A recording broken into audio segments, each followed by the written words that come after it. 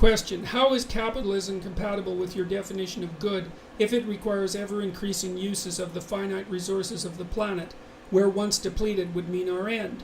Well, I would say capitalism isn't compatible with my definition of good if it requires ever-increasing uses of the finite resources of the planet. But that's by no means self-evident, even though the scuttlebutt, let's say, especially among the environmentalist-oriented types, whom I have some sympathy for, by the way, especially with regards to ocean depletion.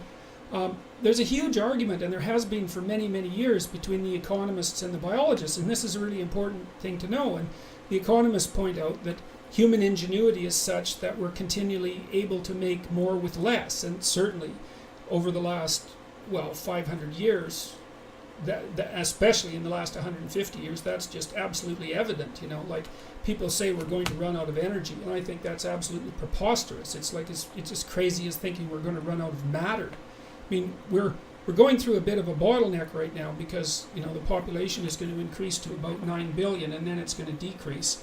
That's the most reliable projections, and 9 billion isn't a lot more than we have now, and there's going to be some environmental disruption as a consequence of that. But I don't think there's any reason to assume at all that capitalism necessarily requires ever-increasing uses of the finite resources of the planet.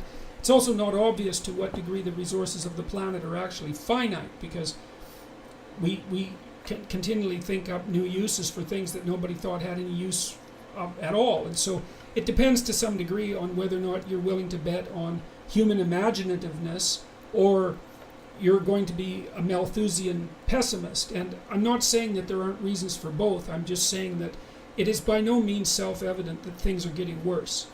I can give you an example. So, in the last 15 years, the Millennium Goal for the UN was to have world poverty, like absolute poverty, so that's less than $1.50 a day, by 50% within 15 years, and that was actually reached ahead of schedule. And we've lifted hundreds of millions of people into the middle class over the last 30 years, and so there is an increasing inequality in the West because the working class has taken the brunt of that redistribution to third world countries. But by the same token, there's no starvation in the world anymore, except really for reasons of misdistribution and political purpose.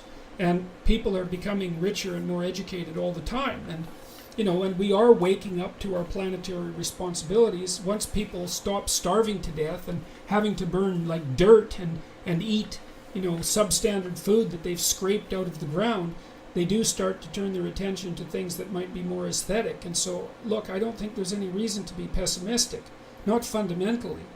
And I guess the reason that capitalism is compatible with my definition of good, I wouldn't say that exactly. I would say that I don't see an alternative that has manifested itself that doesn't have far more negative consequences. It's sort of a minimal pessimism issue. It's like, well, this is the best devil that we have.